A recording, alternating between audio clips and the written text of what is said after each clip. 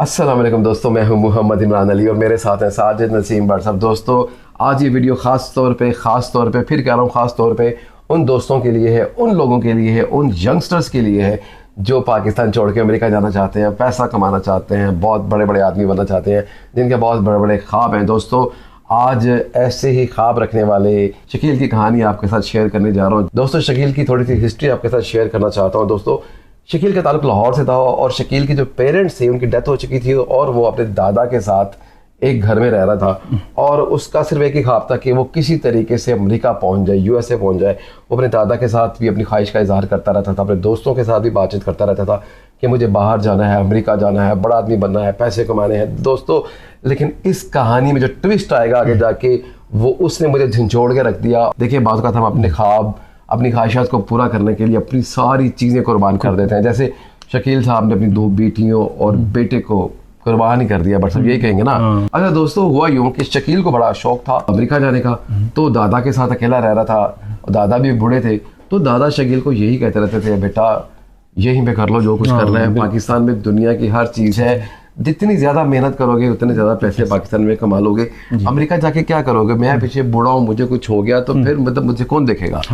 तो शकील कहता था, नहीं नहीं दादाजी, मैंने अमेरिका जाना है और देखिएगा इंशाल्लाह ताला मैं कितना पैसा कमाऊंगा और मैं आपको भी वहाँ बाहर ही ले जाऊंगा। हुआ यूं कि कोई ऐसा जैक लगा, ऐसा पॉइंट आया कि शकील का अमेरिका का वीज़ा लग गया और शकील अपने दादा को रोते, उसकी आंखें जो थी आंसुओं से भरी हुई थी, छोड़ के अमेरिका चला गया। वहां जाके अमेरिका जब वो पहुंचा तो उसका ड्रीम थे, उसके ख्वाब थे, उसकी ख्वाहिशात थी। वहां जाके वो पहले उसने बड़ा एंजॉय किया, बड़ी बड़ी बिल्डिंगें, सारी चीज़ें। अच्छा दोस्तों, बड़ा हैप्पी था वहाँ पहुँच कर, अपने दादा को वहाँ से फ़ोन भी करता रहता था और दादा उसको ये कहते थे, बेटा मैं तो कहता हूँ कि 1-2 महीने बाद वापस आ जाना, तुम्हारा शौक पूरा हो गया है, मेरे पास रहो, इंशाल्लाह पाकिस्तान में सारा कुछ हो जाएगा।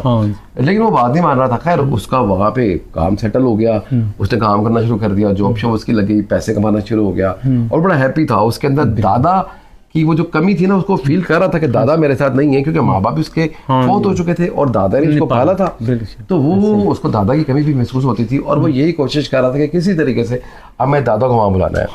अब वो दादा से उसकी बातचीत भी होती रहती थी और वहाँ पे अमेरिका में वो सेटल भी हो गया क्योंकि मेहनत कर रहा था। अब उसने दादा को भी फोन करता, उसने दादा से कहा कि मैं बस ना आपको जल्दी बुलाना है, मैंने अमेरिका ना। अब पीछे दादा की जो थी ना तबीयत खराब होना शुरू हो गई। ऐसे ही दादा ने उसको फोन किया कि बेटा मेरी तबीयत ठीक नहीं रहती, अब तुम वापस आ जाओ। तो उसने कहा कि मेरा नेशनलिटी का मसला है, मेरी इमिग्रेशन के मसले हैं, तभी मैं पाकिस्तान वापस नहीं आ सकता, जैसे ही होगा ना तो मैं इंशाल्लाह वापस आ जाऊंगा, तो आपको कुछ नहीं होता, अल्लाह खैर करेगा। वहां से दादा को पैसे भी भेजा रहता था, लेकिन दादा को पैसे कहाँ चाहिए थे, उन्हें तो अपना पोता चाहिए था। अच्छा दोस्तों, इन शॉर्ट ये बताता हूँ कि वहाँ पे उसकी किसी लड़की के साथ सेटिंग होती है अमेरिका में और शकील साहब की उससे शादी हो जाती है और वो लड़की भी मुसलमान थी, वो इनके नेशनल थे। और फिर शकील साहब का जो इमिग्रेशन का, नेशनलिटी का इशू था वो भी सोल्व हो जाता है, तो वहाँ की नेशनलिटी मिल जाती है। और पीछे दादा की तबीयत खराब है। अब पीछे से फोन आता है दादा की तरफ से, मतलब उनके जो रिलेटिव है फोन करते हैं कि जी आपके दादा की जो डेथ हो गई है अचानक। अब उसको नेशनलिटी मिल गई है, लेकिन अब पाकिस्तान आके वो करेगा क्या। अब वो वहां पे रो रो के उसका बुरा हाल हो गया कि मेरे दादा ही मेरा सब कुछ थे, उसकी डेथ हो गई। मतलब दोस्तों देखिए कि सबसे पहला जो लॉस हुआ शकील को वो ये हुआ कि वो इतनी मोहब्बत वाला दादा जिससे उसे पाला था, वो उनके जनाजे पे पाकिस्तान नहीं पहुंच सका। अगला स्टेप बताते हैं शकील साहब का। हुआ यूं कि अब शकील साहब की वहाँ शादी हो गई थी, वो लड़की भी मुसलमान ही थी। अब शकील साहब के बच्चे पैदा हुए, 2 बेटियां और 1 बेटा। अब वो दोनों डेफिनेट इनकी स्कूलिंग और वहाँ पे, क्योंकि वो दादा की डेथ हो चुकी थी, अब उसका ओढ़ना बचवाना सारा अमेरिका ही था। अब उसके दिल में कसक पैदा हो रही थी कि यार मैंने सही किया कि मैं अमेरिका आ गया। अब उसके पास पैसा तो आ गया था, सारा कुछ था, बच्चे भी हो गए, शादी भी हो गई। अच्छा, अब जो दोनों बेटियां और बेटा जो है वो सारी बातें बड़े होने शुरू हुए, स्कूल कॉलेजेस तक बात पहुंची। अच्छा दोस्तों, जो बड़ा एक उदास कर देने वाला और बड़ा मेरा ख्याल एक लेसन है इस बात के अंदर, जो बात आपके साथ मैं शेयर करने जा रहा हूँ, वो हुआ यूं कि शकील साहब की बेटी को कॉलेज में ही एक हिंदू लड़के के साथ मोहब्बत हो जाती है और वो अपने माँ बाप से कहती है कि मैंने से शादी करनी है। अब शकील साहब कहते हैं कि नहीं, वो तो उनका तो मजहब ही हो रहा है, तो हम यहाँ शादी नहीं कर सकते। तो डेफिनेटली जब आप अमेरिका जैसे मुल्क में रह रहे होते हैं तो वहाँ पे जो आप अगर बालिग हो जाते हैं तो आपको बड़े राइट्स होते हैं, मजहब की कोई तो वहाँ पे तो ऐसे कोई मसाइल भी नहीं है, तो और आप बच्चों को फोर्स भी नहीं कर सकते। अगर आप फोर्स करेंगे तो आप पे केस हो सकता है। अगर वो बच्ची मतलब अदालत चली जाती है कि मेरे जो फादर है मुझे मेरी मर्जी से शादी नहीं करने दे रहे, तो इनके लिए मसला हो सकता है। अच्छा, तो दोस्तों हुआ यूं कि वो बेबस हो गया। अब सबसे पहला जो बैंग आया शकील साहब की जिंदगी में, इनकी बेटी ने एक हिंदू लड़के से शादी कर ली। दूसरा बैंग ये आया इसी तरीके से कि इनके एक बेटे ने क्रिश्चियन लड़की से शादी कर ली। दोस्तों थर्ड बैंग ये आया कि इनकी तीसरी बेटी ने भी एक क्रिश्चियन से शादी कर ली। अब दोस्तों देखिए, तीनों बच्चों की शादियां डिफरेंट मज़हब के अंदर जाके होती हैं, और शकील साहब ज़हनी तौर पे इतने मफलूज हो गए क्योंकि वो इतना बेबस था। अब उसे अपने दादा की सारी बातें याद आ रही थी कि मेरे दादा कह रहे थे सही है कि वहां ना जाना। अब वो कहता कि अगर मैंने दादा की बात उस वक्त मानी होती, मैं अमेरिका ना आया होता, तो आज मेरे बच्चे जो हैं वो मेरे मजहब से निकल के कहीं और ना चले जाते, खत्म हो गई। ठीक है। तो दोस्तों ये शकील साहब की कहानी है। भट्ट साहब से बात करते हैं। भट्ट साहब जी जी जी। अब एक बच्चे की शादी होती है हिंदू लड़के के साथ, जी जी, और दो दूसरे बच्चों की शादियां होती हैं क्रिश्चियंस के अंदर। अब मुझे ये बताइए, क्या आया जब उनके आगे बच्चे होंगे जी जी, वो किस मजहब में जाएंगे? जिस लड़के की हिंदू लड़के से शादी हुई है, कि अगर वहां बच्चे होंगे तो वो मुसलमान होंगे या हिंदू होंगे? क्या कहते हैं? वो बच्चे ਜਿਹੜੇ ਸਾਡੀ ਅੱਗੇ ਨਸਲ ਵਧਣੀ ਸੀ ਉਹ ਕ੍ਰਿਸਚਨ ਜਾਂ ਹਿੰਦੂ ਜਾਂ ਰੈਡ ਇੰਡੀਅਨ ਵੱਲ ਚਲੇ ਗਏ। ਯਾਨੀ ਕਿ ਸਾਡਾ ਜਿਹੜਾ ਕਲਚਰ ਸੀ, ਸਾਡਾ ਮੁਸਲਮਾਨਾਂ ਦਾ ਜਾਂ ਸਾਡਾ ਜਿਹੜਾ ਮਜ਼ਹਬ ਦਾ ਇਸਲਾਮ ਦਾ ਸੀ ਨਾ, ਉਹ ਤੇ ਬਿਲਕੁਲ ਹੀ ਫਿਨਿਸ਼ ਹੋ ਗਿਆ, ਖਤਮ ਹੋ ਗਿਆ। ਕਿਉਂਕਿ ਜੋ ਉਹਨਾਂ ਦੇ ਜਿਹੜੇ ਬੱਚੇ ਪੈਦਾ ਹੋਣਗੇ, ਉਹ ਜਿਹੜੀ ਮਾਂ ਹੋਏਗੀ ਰੈਡ ਇੰਡੀਅਨ, ਉਹ ਜ਼ਾਹਿਰ ਹੈ ਕਿ ਮਾਂ ਲਈ ਜਾਣਗੇ ਨਾ, ਮਾਤਰ ਦੀ ਜ਼ਬਾਨ ਜੋ ਬੋਲਣਗੇ ਉਹੀ ਹੋਏਗੀ। और जो बेटी हिंदू की तरफ शादी हुई है, हिंदू आई वो बाप ਉਹਨੂੰ ਆਪਣਾ ਉਹੀ ਤਰਬੀਅਤ ਦੇਗਾ ਨਾ। ਯਾਨੀ ਕਿ रिलीजन की, अपने कल्चर की। ਅਗਰ ਕੋਈ ਬੱਚਾ ਕਿਸੇ ਮੁਸਲਮਾਨ ਦੇ ਘਰ ਪੈਦਾ ਹੋਵੇ, ਹਿੰਦੂ ਦੇ ਘਰ ਪੈਦਾ ਹੋਵੇ, ਜਿਹਦੇ ਘਰ ਮਰਜ਼ੀ ਪੈਦਾ ਹੋਵੇ, ਤਰਬੀਅਤ ਉਹਨੂੰ ਮੁਸਲਮਾਨ ਬਣਾਉਂਦੀ ਹੈ, ਤਰਬੀਅਤ ਉਹਨੂੰ ਹਿੰਦੂ ਬਣਾਉਂਦੀ ਹੈ, ਤਰਬੀਅਤ ਉਹਨੂੰ ਤਰਬੀਅਤ तो उसी रिलीजन की होगी, ਤਰਬੀਅਤ ਉਹਨੂੰ ਉਸ ਨੂੰ ਐਸੇ ਗਮ ਵਿੱਚ ਨਾ ਉਹ ਕੀ ਕਰਦਾ ਨਾ, ਤੇ ਉਹ ਆਪਣੇ ਕਿਸੇ ਰਿਸ਼ਤੇਦਾਰਾਂ ਨਾਲ ਗੱਲ ਕਰ ਸਕਦਾ ਸੀ। ਕਿਉਂਕਿ ਲੋਕਾਂ ਨੇ ਜਦੋਂ ਗਿਆ ਸੀ ਨਾ, ਲੋਕਾਂ ਨੇ ਸਮਝਾਇਆ ਕਿ ਭਾਈ ਤੇਰਾ ਦਾਦਾ ਹੈਗਾ, ਤੂੰ ਇੱਥੇ ਮਕੈਨੀਕਲ ਇੰਜੀਨੀਅਰ ਨੇ, ਪੈਸੇ ਕਮਾ ਰਿਹਾ, ਤੈਨੂੰ ਕਿਸੇ ਚੀਜ਼ ਦੀ ਲੋੜ ਨਹੀਂ ਗੀ।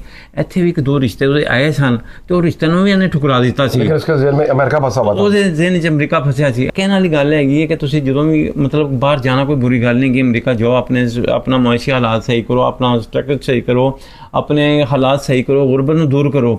ਲੇਕਿਨ ਵੱਡੀ ਗੱਲ ਹੈਗੀ ਹੈ ਕਿ ਆਪਣੇ ਬੱਚਿਆਂ ਦੀ ਤਰਬੀਅਤ ਜਿਹੜੀ ਹੈ ਨਾ, ਉਹ ਪਾਕਿਸਤਾਨ ਜਾ ਕੇ ਕਰੋ।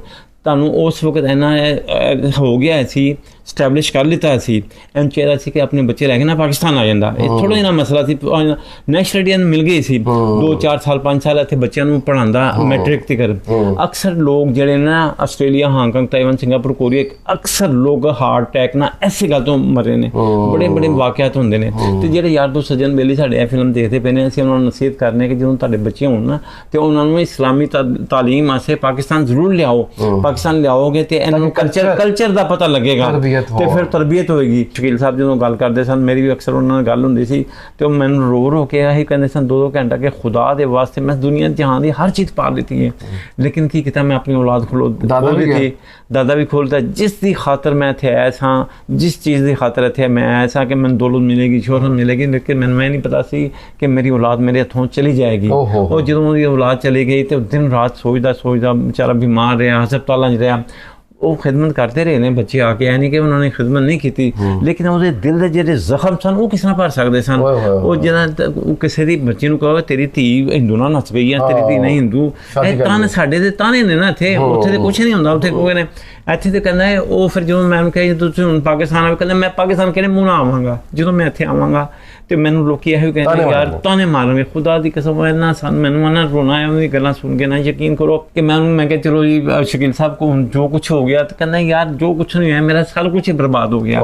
दोस्तों हर चीज मेरी बर्बाद हो गई। भट्ट साहब आज मैं सर ये वाकया शेयर कर रहे थे, तो पहले तो मैंने सोचा कि मैंने कहा यार रहने दे, ये बड़ा एक सैड सा और सेंसिटिव सा एक वाकया है, क्योंकि ज़रूरी नहीं है कि मतलब सबके साथ ही ऐसे वाकयात हों। कि अभी जो मतलब दूसरे मुल्कों में लोग रहते हैं, अपने बच्चों की तरबियत जो है वो इस्लामिक तरीके से करते हैं, उनकी तरबियत भी जो है पाकिस्तान के लाइफस्टाइल से करते हैं। मतलब ये ज़रूरी नहीं कि सबके साथ ही ऐसे वाक़यात होते हैं दोस्तों, लेकिन ये एक इंडिविजुअल वाक़या भी हो सकता है शकील साहब के साथ जो हुआ। लेकिन दोस्तों ये है कि ख्वाब पूरे करना बुरी बात नहीं है, लेकिन ये अपने जहन में रखिए कि उन ख्वाबों को पूरा करने के लिए आपको जो कीमत चुकानी पड़ेगी उन ख्वाबों से और उन ख्वाहिशात से बहुत बड़ी होगी। अब उसके ख्वाब तो पूरे हो गए थे शकील साहब के, उसकी ख्वाहिशात तो पूरी हो गई थी, लेकिन उसको कीमत क्या चुकाना पड़ी। सबसे पहले दादा की डेथ हुई, वो नहीं आ सका। उसके बाद तीनों बच्चों ने डिफरेंट रिलीजन के अंदर शादियां कर ली। दोस्तों ऐसी कीमत अगर है कामयाबी की, ख्वाहिशात पूरी करने की, तो मुझे यकीन है कि आपकी भी यही राय होगी कि आपको ऐसी कामयाबी, ऐसी सक्सेस, ऐसी ख्वाहिशात को पूरा नहीं करना जिसमें आपके पास बचे कुछ ना। दोस्तों ये थी शकील साहब की कहानी। दोस्तों इस हवाले से आपकी क्या राय है आपने कमेंट्स बॉक्स में ज़रूर लिखनी है। बट सब ने अपनी राय दे दी कि अगर आपके बच्चे अभी छोटे हैं और आप वहाँ पे सेटल है, आपको नेशनलिटी वहाँ की मिल चुकी है, तो बच्चों की जो तरबियत है वो पाकिस्तान आके करें, ताकि उनको पाकिस्तान के कल्चर का पता हो, पाकिस्तान की रूट्स का पता हो, अपनी अखलाकियात का पता हो, अपने बड़ों का पता हो, उसके बाद आप उनको वहाँ ले जाएं, कोई मसला नहीं। लेकिन अगर एक बच्चा जो पैदा ही वहाँ हुआ और पाकिस्तान नहीं आया, उसको पाकिस्तान के कल्चर का नहीं पता, उसको अखलाकियात का नहीं पता, उसको अपने मज़हब का इतना नहीं पता, तो दोस्तों जब वो बड़ा होगा ना तो उसके लिए कोई चीज़ मैटर नहीं करेगी। तो दोस्तों ये थी हमारी आज की वीडियो। मैं बड़े एक दुखी दिल के साथ इस वीडियो को आपके साथ शेयर किया, बड़े एक स्पॉट लहजे में सारी बातें मैंने की, क्योंकि मुझे लगता था कि अगर मैं इस वीडियो को बड़े आराम से बोल के बनाऊंगा या स्लो स्टोरी टेलिंग करूंगा तो शायद मेरी आंखों में भी आंसू आ जाएं, जिस तरीके से भट्ट साहब की आंखों में आंसू आ गए। तो दोस्तों आपकी जो भी राय है इस वीडियो के हवाले से अपने कमेंट्स बॉक्स में ज़रूर लिखनी है। अगर आपको वीडियो अच्छा लगा तो लाइक कीजिएगा, सब्सक्राइब कीजिएगा और कमेंट्स बॉक्स में अपनी राय का इजहार करना ना भूलिएगा। अपना बहुत सा ख्याल रखिएगा और हमें दुआ में याद रखिएगा। अस्सलाम वालेकुम। इंशाअल्लाह ताला फिर हम एक नए मौजू के साथ फिर मिलेंगे। और मेरे यार दोस्त सज्जन बेली Hong Kong, Taiwan, Singapore, Korea, China, Iran, Saudi Arab, Dubai, Qatar, जिथे भी फिल्म साड़ी देखते पे ने सानू अपने मुल्क का ना लिखन, कमेंट्स करन। तो इंशाअल्लाह ताला फिर एक नए मौजू नाल मिलेंगे। मिलते हैं थोड़ी सी ब्रेक के बाद।